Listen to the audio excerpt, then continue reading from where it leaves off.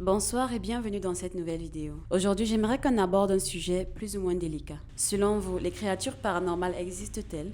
Donnez-moi votre avis en commentaire, je serai ravie d'en débattre avec vous. Le récit de ce soir est assez particulier. Deux jeunes filles, des préados de 12 ans à peine, ont décidé de tuer leur meilleure amie pour prouver leur allégeance à une créature paranormale nommée Slenderman. Bon, pour démarrer la vidéo dans un bon contexte et pour que tout le monde soit à la page, laissez-moi vous présenter la fameuse créature paranormale qu'est le Slenderman.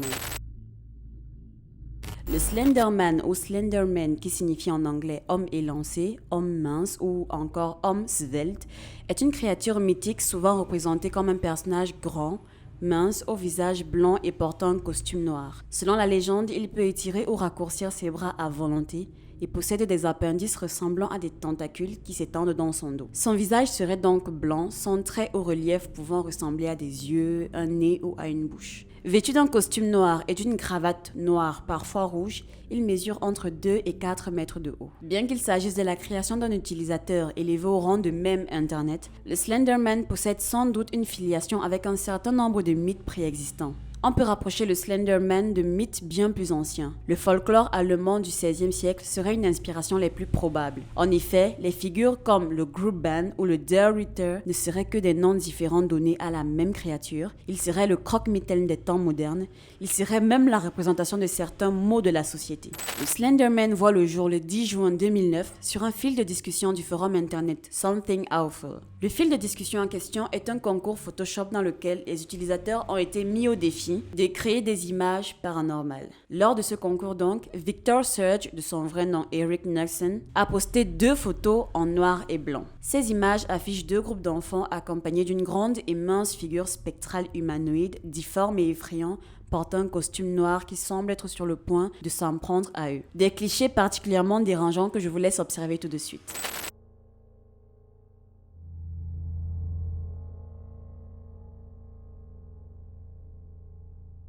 Surge a complété sa description avec des bribes de texte décrivant des enlèvements de ces groupes d'enfants et donnant au personnage le nom de Slenderman. Il est donc un personnage de fiction, mais il est rapidement devenu à son tour un mème internet et a été repris dans de nombreuses créations. D'ailleurs, il est aujourd'hui considéré comme une des histoires horrifiques d'internet les plus populaires. Il est devenu si populaire qu'une espèce de culte est né autour de lui. Il serait le refuge des enfants esseulés, abandonnés. Il serait une espèce d'asile malgré la peur immense qu'il procure à ses victimes. Il est souvent considéré comme un personnage néfaste qui traque et kidnappe les enfants. Il a une préférence pour les regarder passivement à distance, probablement par curiosité, pour les effrayer ou par sadisme. Cette attitude incite les victimes du Slenderman à paniquer. On peut supposer qu'il les conduit plutôt au bord de la démence, à la folie, ce qui lui permet de les conduire à faire sa besogne à sa place. Entre autres, les meurtres et des enlèvements.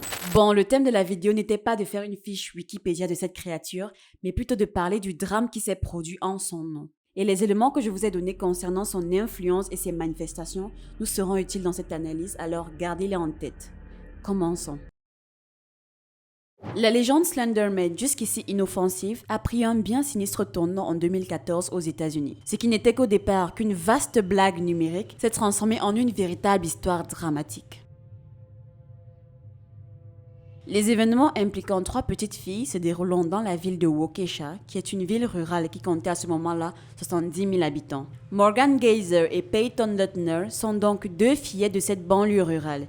Elles y sont nées, elles y ont grandi, et il se trouve qu'elles sont aussi meilleures amies. Elles se sont rencontrées en maternelle un jour où Morgan était assise toute seule dans son coin et Peyton est venue s'asseoir à côté d'elle. Elles ont commencé à discuter, à jouer ensemble et à partir de ce moment-là, elles étaient inséparables. Elles se voyaient à l'école, mais aussi en dehors de l'école. Elles jouaient ensemble en permanence. Elles se faisaient des soirées pyjama, elles étaient extrêmement proches. D'ailleurs, il faut savoir que pendant très longtemps, Peyton était la seule amie de Morgan et donc elle l'appréciait davantage à cause de ça. Elle lui avait même donné un petit surnom affectif. Elle l'appelait Bella. Mais cette amitié a commencé à changer à partir du moment où les jeunes filles sont entrées en 6e. On connaît tous la 6e, c'est la période où on change énormément, où nos intérêts évoluent et certaines fois, on commence à s'éloigner de nos amis de maternelle ou de primaire parce qu'on grandit tout simplement. Dans cette affaire, la raison de l'éloignement de Morgan et de Peyton était une nouvelle fillette du nom d'Anissa qui venait d'arriver dans leur école et même de déménager dans le coin. En fait, Anissa a aménagé dans l'immeuble où vivait Morgan, donc naturellement, elles ont commencé à discuter ensemble en bas de l'immeuble, à aller en cours ensemble et à se rapprocher de plus en plus jusqu'à devenir vraiment très proches. Peyton, Morgan et Anissa n'étaient pas à proprement dit amis. Comme on le sait, dans un trio d'amis, il y a toujours un duo, et le duo était Anissa et Morgan. Les fillettes étaient bien plus proches, bien plus complices, et elles n'hésitaient pas à s'en prendre à Peyton, à l'insulter, à se moquer d'elle ouvertement, et c'est Anissa qui était particulièrement méchante envers Peyton, peut-être parce qu'elle la voyait comme une espèce de rivale, qu'elle ne voulait pas qu'elle lui vole Morgan, mais étrangement, lorsque Peyton et Anissa étaient seules, Anissa se montrait très gentille, elle se montrait très adorable, très aimable. Mais l'ascendant dans le groupe, donc la chef du groupe, c'était bien Anissa. Elle était un peu le cerveau du duo, le duo Anissa-Morgan. Pour vous parler un petit peu d'Anissa, c'était une petite fille assez spéciale, très intelligente et très mature et aventureuse pour son âge. Beaucoup plus mature que Morgan en tout cas. Une petite fille qui était brillante à l'école, mais elle ne cherchait pas particulièrement à suivre les règles. C'était une bonne élève, mais elle était assez solitaire et donc elle était très vite devenue un paria dans sa nouvelle école et les gens la trouvaient un petit peu étrange. Et c'est peut-être pour cette raison qu'elle s'est aussi bien entendue avec Morgan, qui elle était aussi un petit peu considérée comme la fille étrange du fond de la classe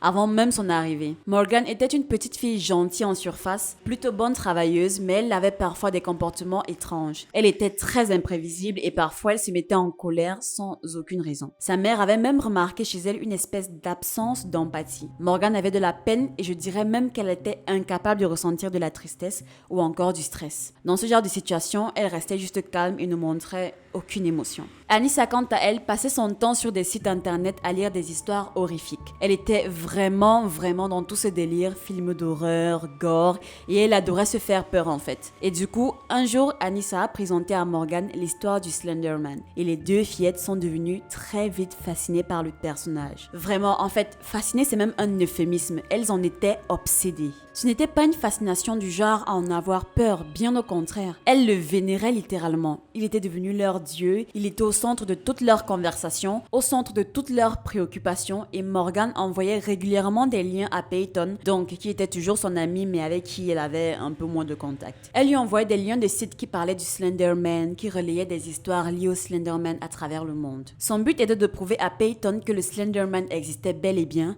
mais son but était aussi de lui faire un petit peu peur. Elle lui disait souvent des choses du genre le Slenderman t'a prise pour cible, il te regarde quand tu dors la nuit, etc.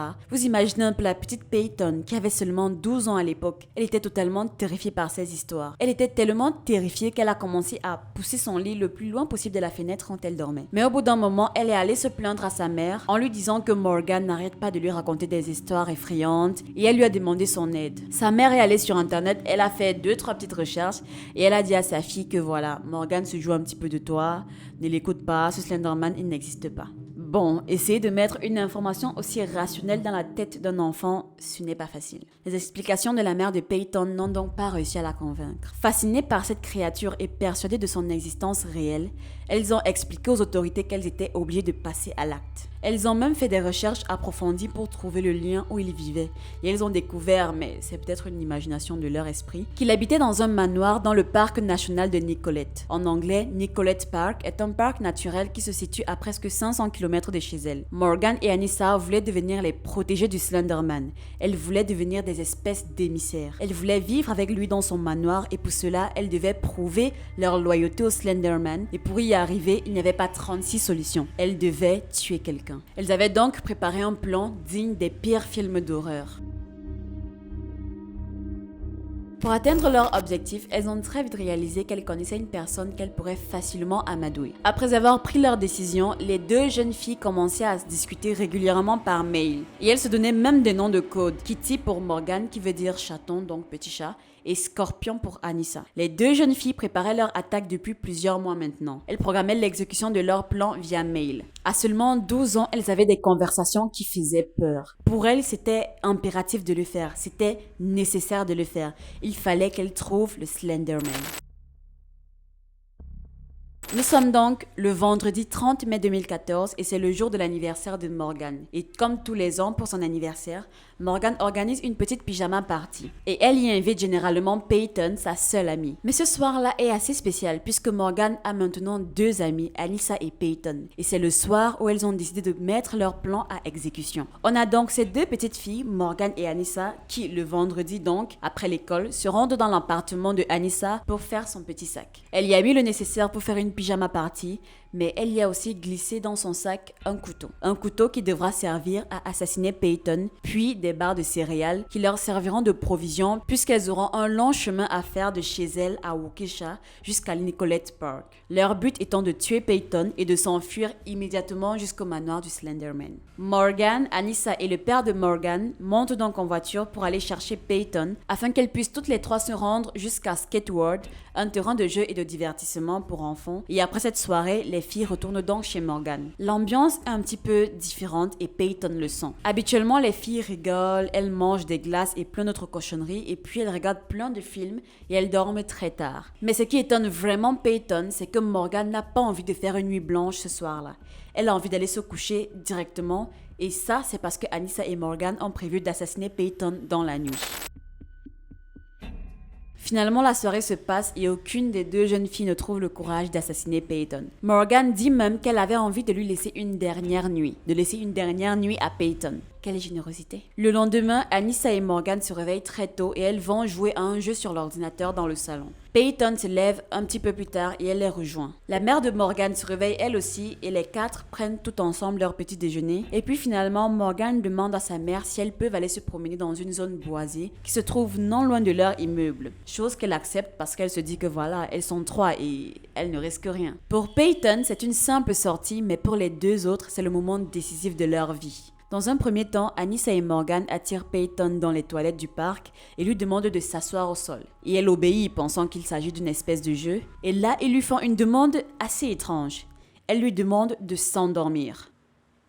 Elles se sont dit que si elle s'endormait, ce serait plus simple pour elle de la tuer dans son sommeil. Et surtout beaucoup moins horrible. Mais Peyton résiste vu qu'elle ne comprend pas la demande de ses amis. La situation est tendue, Anissa et Morgan vont dans les toilettes d'à côté, elles discutent et se concertent.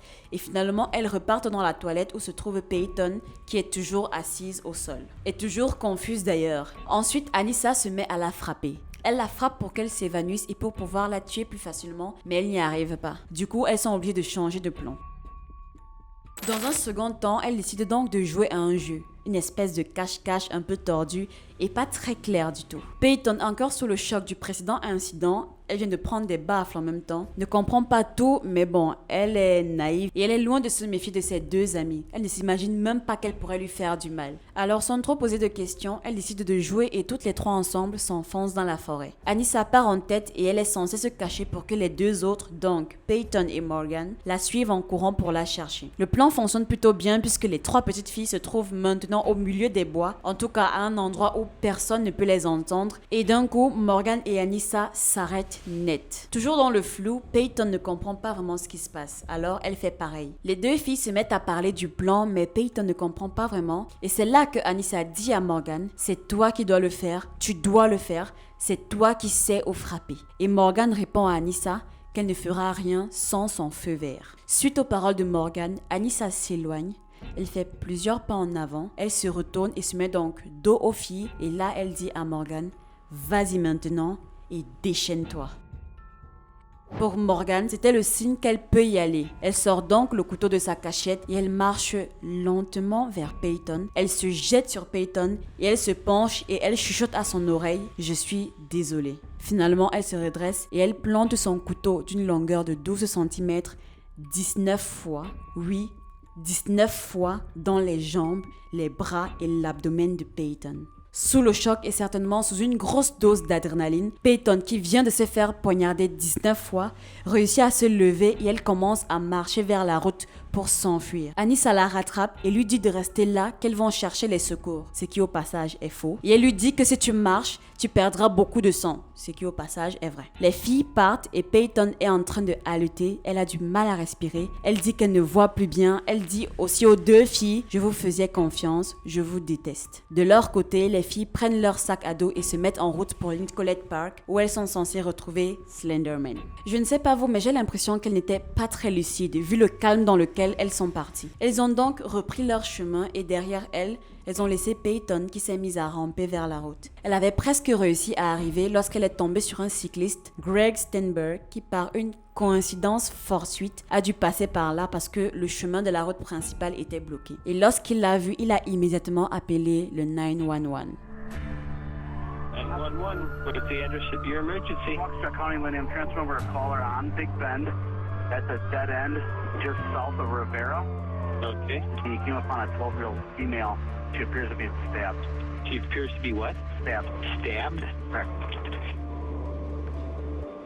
Les deux fillettes ont très vite été interceptées. Bien sûr, elles ne sont pas arrivées jusqu'à Nicolette Park, étant donné que lorsqu'on a posé la question à Peyton pour lui demander qui lui avait fait ça, elle a répondu sa meilleure amie.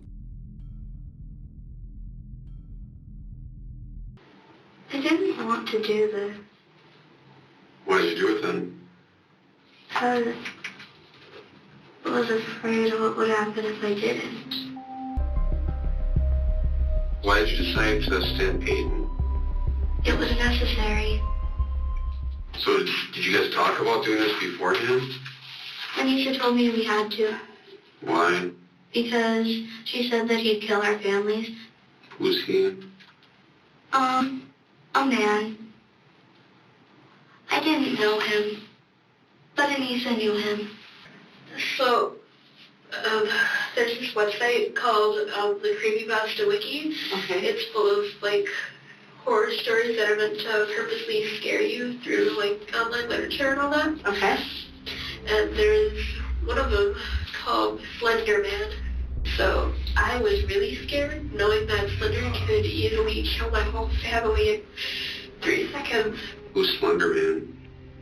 He's this tall, faceless man who preys on children. Who tells you about him? He's everywhere. How do you know that?